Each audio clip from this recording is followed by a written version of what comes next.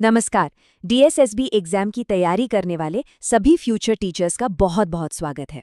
आज के इस सेशन में हम बाल अधिकार और स्कूल सिस्टम से जुड़े कुछ इतने ज़रूरी पॉइंट्स को समझने वाले हैं जो एग्जाम में आपकी बहुत मदद करेंगे।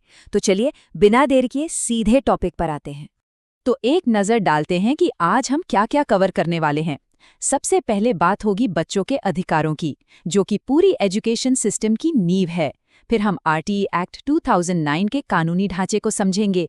इसके बाद देखेंगे कि स्कूलों में क्या क्या फैसिलिटीज होनी चाहिए, एक टीचर का रोल क्या होता है, और आखिर में एग्जाम के लिए कुछ सुपर क्विक वन लाइनर से सब कुछ रिवाइज कर लेंगे। चलिए शुरू करते हैं। तो सबसे पहले बात करते हैं फाउंडेशंस की, बच्चों के अधिकारों की। देखिए, ये सिर्फ कुछ नियम कानून नहीं है, बल्कि ये वो क्यों है जिसके लिए हमारा पूरा एजुकेशन सिस्टम खड़ा है। अगर इन्हें समझ लिया तो समझ लीजिए कि एजुकेशन सिस्टम की आत्मा को समझ लिया। एक बहुत ही बेसिक लेकिन बहुत ज़रूरी सवाल, कानून की नज़र में बच्चा है कौन?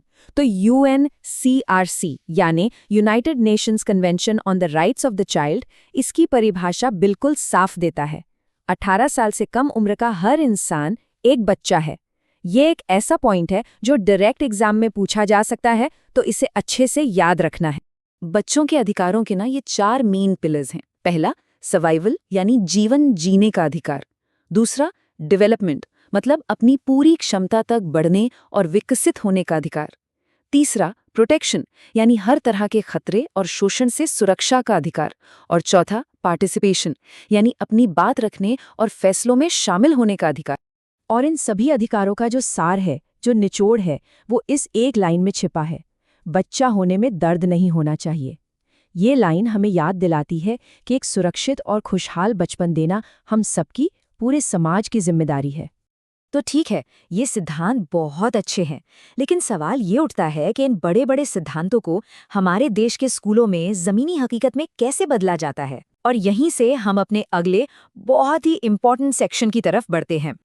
चलिए अब बात करते हैं उस कानूनी हथियार की जो इन सभी अधिकारों को एक्शन में बदलता है, और वो है the Right to Education Act 2009।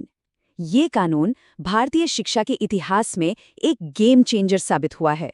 सबसे पहले इस साल को अपने दिमाग में एकदम लॉक कर लीजिए, 2009। ये वो साल है जब ये एक्ट संसद में पास हुआ था।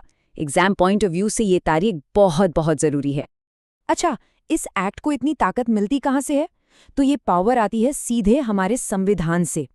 आर्टिकल 21A शिक्षा को एक मौलिक अधिकार, एक फंडामेंटल राइट का दर्जा देता है, और आरटीई एक्ट इसी संवैधानिक वादे को पूरा करने का एक जरिया है। तो ये कानून किस एज ग्रुप के बच्चों के लिए है, इसे भी बिल्कुल याद रखना है। 6 से 14 साल, इस उम्र के हर बच्चे को मुफ्त और अनिवार्य शिक्षा पाने का कानूनी हक है। ये एज ब्रैकेट एक और की डेटा पॉइंट है जिसे भूलना नहीं है। और एक और ज़रूरी तारीख, ये कानून पूरे देश में लागू कब हुआ? 1 अप्रैल 2010 को। तो देखिए, इसमें कंफ्यूज नहीं होना है। एक्ट पास हुआ 2009 में और लागू हुआ 2010 में। ये दोनों ही तारीखें एग्जाम के लिए क्रिटिकल हैं। चलिए अब आगे बढ़ते हैं। देखिए, सिर्फ कानून बना देना ही काफ़ी नहीं होता है ना, बच्चों को पढ़ने के लिए एक सही और सुरक्षित एनवायरनमेंट देना भी तो उतना ही ज़रूरी है। और आरटीई एक्ट स्कूलों के फिजिकल इंफ्रास्ट्रक्चर के लिए भी कुछ मिनिमम स्टैंडर्ड्स तय करता है। सीखने का जो माहौल है ना, वो क्लासरूम के दरवाजे से शुरू नहीं होता, वो बच्चे के घर से स्कूल तक के रास्ते से ही शुरू हो जाता है। आरटीई एक्ट ये पक्का करता है कि स्कूल बच्चों के नेबरहुड में हो, ताकि दूरी उनकी पढ़ाई में कोई रुकावट न बने। तो एक स्कूल में कम से कम क्या क्या फैसिलिटीज होनी चाहिए? आरटीई के हिसाब से स्कूल में साफ पीने का पानी, लड़के और लड़कियों के लिए अलग अलग टॉयलेट्स, खेलने के लिए एक प्लेग्राउंड, मिड डे मील बनाने के लिए किचन, और दिव्यांग बच्चों के लिए रैंप जैसी बैरियर फ्री एक्सेस का होना बिल्कुल अनिवार्य है। और हाँ, यहाँ मिड डे मील स्कीम की बात करना तो बहुत ही ज़रूरी है। ये कोई छोटी मोटी योजना नहीं है, ये दुनिया का सबसे बड़ा स्कूल फीडिंग प्रोग्राम है। ज़रा सोचिए इसका स्केल कितना बड़ा है। और इसके फायदे भी ज़बरदस्त हैं। पहला, इससे बच्चों का न्यूट्रिशन लेवल सुधरता है। दूसरा, इसकी वजह से स्कूलों में अटेंडेंस बढ़ती है। और तीसरा, ये स्कूल ड्रॉप आउट रेट को कम करने में भी मदद करता है। मतलब हेल्थ और एजुकेशन दोनों के लिए ये एक विन विन सिचुएशन है। अब बात करते हैं उस सबसे जरूरी कड़ी की जो इन सभी कानूनों, सुविधाओं और अधिकारों को एक क्लासरूम के अंदर जिंदा करता है।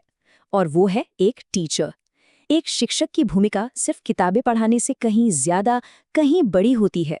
तो सबसे क्रूशल पॉइंट ये है कि एक टीचर की प्राइमरी रिस्पॉन्सिबिलिटी एक ऐसा लर्निंग एनवायरनमेंट तैयार करना है जहां हर बच्चा खुद को सेफ, हेल्दी और सपोर्टेड महसूस करे। यहीं पर बच्चों के अधिकार कागज से निकलकर क्लासरूम की हकीकत बनते हैं। इसका सीधा सा मतलब है क्लासरूम में किसी भी तरह का भेदभाव न हो, बच्चों को किसी भी फिजिकल या मेंटल हार्म से बचाया जाए, टीचिंग मेथड्स चाइल्ड सेंट्रिक हो, यानी बच्चे को केंद्र में रखकर पढ़ाया जाए, और सबसे जरूरी सीखने सिखाने की प्रोसेस में एक आज़ादी और खुशी का माहौल हो। चलिए, तो अब तक हमने जो कुछ भी समझा है उसे एग्जाम के लिए एक फास्ट रिवीजन मोड में दोहराते हैं। ये वो की वन लाइनर्स हैं जो याद रखने ही रखने हैं। पहला पॉइंट, यूएनसीआरसी के हिसाब से बच्चा कौन है? 18 साल से कम उम्र का कोई भी व्यक्ति। एकदम सिंपल एंड क्लियर। दूसरा पॉइंट, आरटीई एक्ट 2009 6 से 14 साल के बच्चों के लिए एजुकेशन को एक फंडामेंटल राइट बनाता है। यहाँ साल और एज ग्रुप दोनों ही कीवर्ड्स हैं। और तीसरा point, mid day meal scheme के दोहरे फायदे हैं, एक बेहतर न्यूट्रिशन और दूसरा बेहतर स्कूल अटेंडेंस। और आखिर में एक सवाल, ये सवाल सिर्फ इस एग्जाम के लिए नहीं बल्कि आने वाले प्रोफेशनल जर्नी के लिए है। ये एग्जाम पास करना सिर्फ एक नौकरी पाना नहीं है, ये एक बहुत बड़ी जिम्मेदारी की शुरुआत है। तो जरा सोचिए, एक सफल टीचर बनने के बाद शिक्षा व्यवस्था में वो कौन सा एक पॉजिटिव बदलाव होगा जिसे लाने का लक्ष्य रखा जाएगा।